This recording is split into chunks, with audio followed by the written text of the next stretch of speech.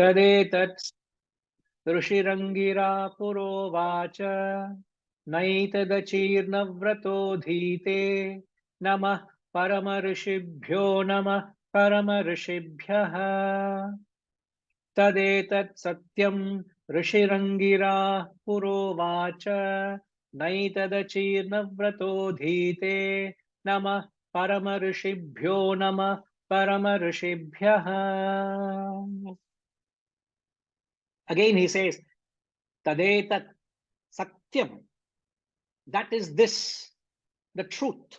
This is the truth. Nothing greater than this, which is that is the reality.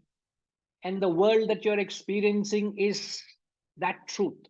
The sage Angirasa, who is the guru of the text, the sage Angirasa spoke in ancient times.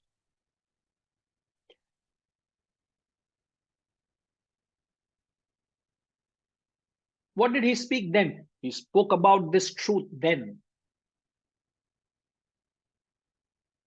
None by whom this vow is not observed should study this. Any one of you who are not practicing that which was mentioned in the previous mantra should study this text. You are a non-adhikari. You're belittling, you're insulting the text and the guru. You are not fit or worthy of approaching this text.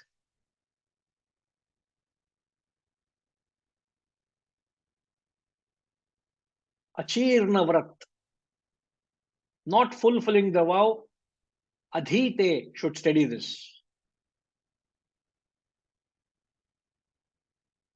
Please don't log out. Huh? Namah Paramarishibhyo Namah Paramarishibhyaha. Namah means salutation. Salutation to the great sages. Again he repeats, this is the traditional way of concluding a text. The Upanishad is known to come to a conclusion when the Guru repeats the last phrase twice. Any traditional Upanishad, orthodox Upanishad ends this way. Namah Paramarishibhyo Namah Paramarishibhyaha.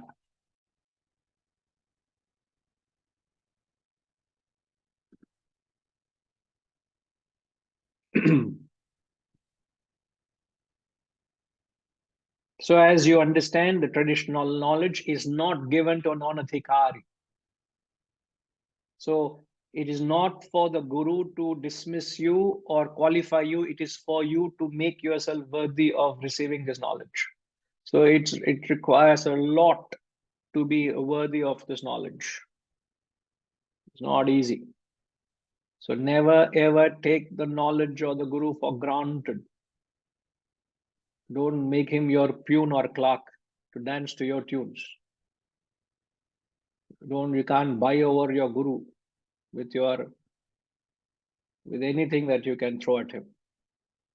In fact, there were days when Swami used to advise, we used to go take classes as I'm doing now, we used to take classes. And in Bombay, at one time, the Birlas, who were very close to Swamiji, they said, Swamiji, can you send, I heard they come to hear of the lectures happening. So I said, Swamiji, can you send your students to the house to teach this knowledge? Birlas are calling students of the ashram to their house to teach knowledge, Vedanta classes in their house. He said, don't accept. We are not pujaris who will dance to tunes of these fellows. We're not pandits or pujaris going house to house teaching. They want it, let them come and seek it. Send in a very polite way, please let them know where the satsangs are happening. Let them come and seek it. But no disrespect to them. It is to uphold the sanctity of the knowledge. The knowledge will not go door to door teaching. The knowledge will be there in its place. One who wants it, walk the distance and seek it. And that is not ahankar, that is not arrogance. It is to uphold the seat of this knowledge. Don't belittle this knowledge. Only the ignorant belittle it. But one who has that in them, they will not abuse it. They will not belittle it. Why am I talking of this? Because the mantra says, none not fulfilling the vow should study this, should be given this knowledge. You are unfit to receive it. So those who don't have the capacity should not put that effort to study this. Only those who are determined with the vow, determined to pursue, such people should only seek this knowledge. The sage Angirasa said this. Rishirangira Purovacha. Puraha means in the days of yore, Angirasa spoke. Vacha spoke. So I, along with you all, we all should put our hands together and offer our salutations to the Guru of the text, which is Sage Angirasa. And it's very heartening to see what Angirasa does. What Angirasa is doing. Namah Paramarishibhyo Namah Paramarishibhyaha. He is offering salutations to the great sages. Who? The very Upanishadic Guru himself. The very Guru of the Vedas themselves are offering the salutations to their Gurus. What humility. No arrogance. No arrogation.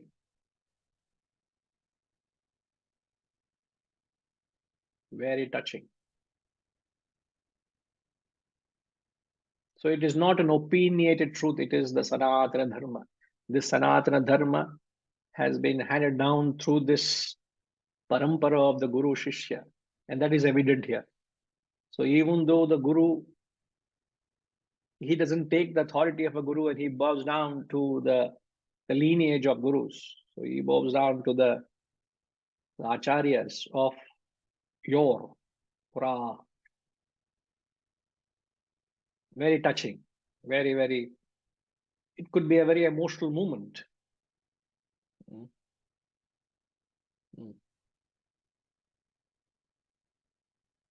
Don't forget the very, very first mantra we will chant. In the first, he says, the great Angirasa, the Guru, gave this knowledge to Shaunaka. And who is the Shaunaka? Shaunako Havai Mahashalaha. He was a famous householder. So this knowledge is not limited to, exclusive to a certain class of people. Every householder should have this knowledge, but a householder must be worthy, qualified to receive this knowledge. So what makes a householder worthy? Read the 10th mantra. This Upanishad says it's not given to only a brahmacharya, a brahmachari. No, it's meant to everybody. Just because you take a certain path of life, it doesn't disqualify you. You don't have to adorn the ochre robes to be worthy of this knowledge. That by itself doesn't mean anything. Yeah. Yes, Hariji.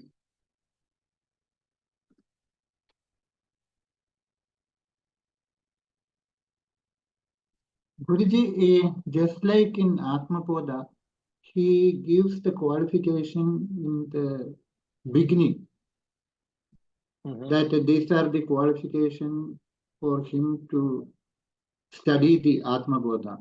Why is Maharishi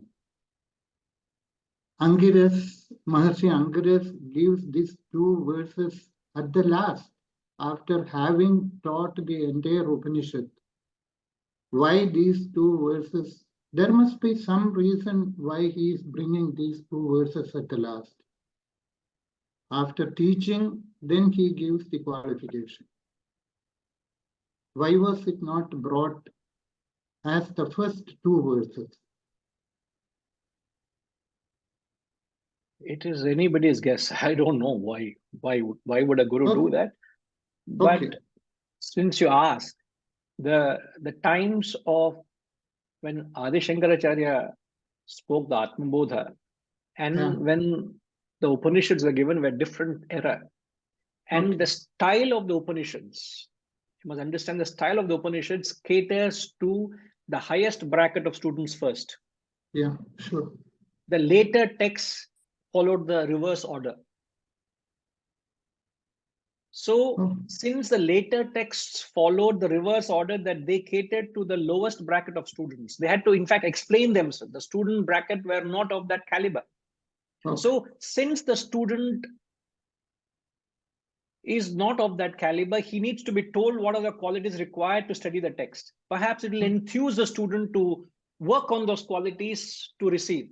But in the Upanishadic era, the highest bracket were taught first, and by the time the third chapter, last section came, they only a handful of the lower cadre of students would have been there.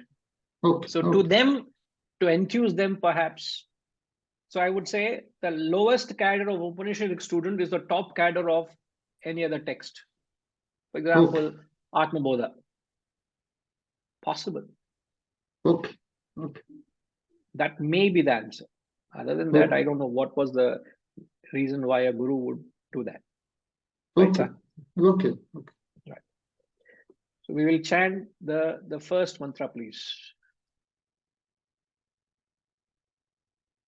Om Brahma Devana Prathama Sambhabhuva Vishwasya Karta Bhuvanasya Gopta Sabrahma Vidyam Sarva Vidya Pratishtham Atharvaya Jeshta Putraya Praha.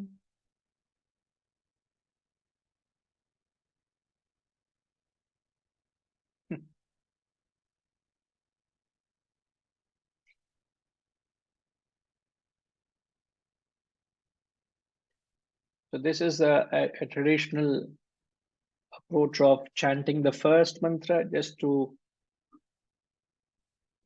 powerfully suggest to oneself that my journey begins now. It is not the end, but it's just yet another humble attempt to absorb the wisdom. So don't put aside the text, rather keep revisiting it again and again. Punah, punaha. Again and again you got to visit to draw the essence. So this concludes the Mundaka Upanishad. As you were informed from the next week, we will start the Kathopanishad. So it will be a journey yet into another very famous text. As you would have noted from the 4 Upanishads that we have done the Ishavasya, the Kenopanishad, the Kaivalya, and the Mundaka. So the essence of all the Upanishads is the same essence, which is the Brahma Vidya is being taught. Each Upanishad has a very unique flavor of the Guru, talking in a specific style. And Kathopanishad is very, very famous. Of those of you who may not have heard of it, it is a famous text of a dialogue between Lord Yama, who is a lord of death, and the young boy Nachiketa. So it's a very beautiful text. Do a little read about the text, so you will have a certain backdrop. But we'll plunge right into it from the very next class. All right, so we will come back. Om Purnamada Purnamidam Purnat Purnamudachyate Purnasya Purnamadaya Purnamevavashishyate. Om Shanti Shanti Shanti. Harihi Om. Shri Gurubhyo Namah. Harihi Om.